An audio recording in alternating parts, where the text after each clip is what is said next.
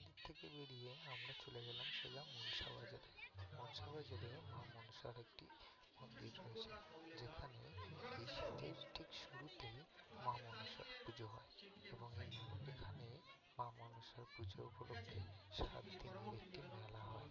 তো আমরা মনসা বাজারে পৌঁছে মায়ের দর্শন করতে চলে গেলাম এবং গিয়ে মায়ের মন্দিরটাকে খুব সুন্দরভাবে সাজানো হয়েছে ফুল দিয়ে, তা একদম দেখার মতো। এবং মাকে দেখে মনটা সত্যি খুব ভরে গেল। এবং আমি গিয়ে দেখলাম যে ওখানে মেলা, প্রচণ্ড বড় একটা মেলা হয় 7 দিনের জন্য এবং প্রচুর বড় জায়গা নিয়ে মেলাটাকে হচ্ছে। তো যথারীতি আমি একটু ঘুরে ভিডিও করে নিলাম আপনাদেরকে দেখাবার জন্য। এখানে অনেক দূর দূরান্ত থেকে মানুষ মানত করে, সেই মানত পূরণ হলে মাকে পুজো দিতে আসে। এবং মায়ের মন্দিরের ঠিক সামনেই একটি রাধা গোবিন্দেরও মন্দির রয়েছে এবং সামনে দেখতেই পাচ্ছেন এই খোসলা জায়গাটাতে প্যান্ডেল করা রয়েছে। এই প্যান্ডেলের মধ্যে 7 দিনই যাত্রা হয় এবং সাংস্কৃতিক অনুষ্ঠানও হয়। তো আমি যেই মুহূর্তে পৌঁছেছি এখানে, সেদিন এখানে একটি সাংস্কৃতিক বাউল গান হচ্ছিল এবং মেলাটাকে সুন্দরভাবে সাজানো হয়েছে, সেটাও আপনাদের দেখে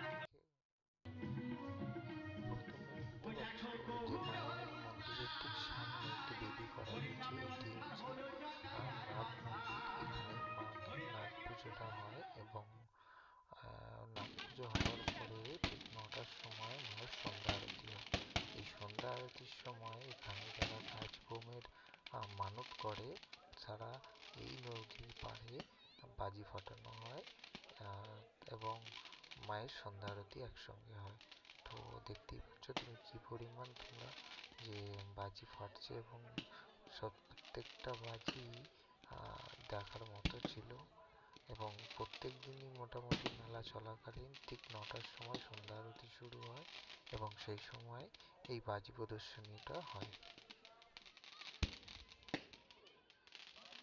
তো বন্ধুরা, আজকে আমার ব্লগটা এখানেই শেষ।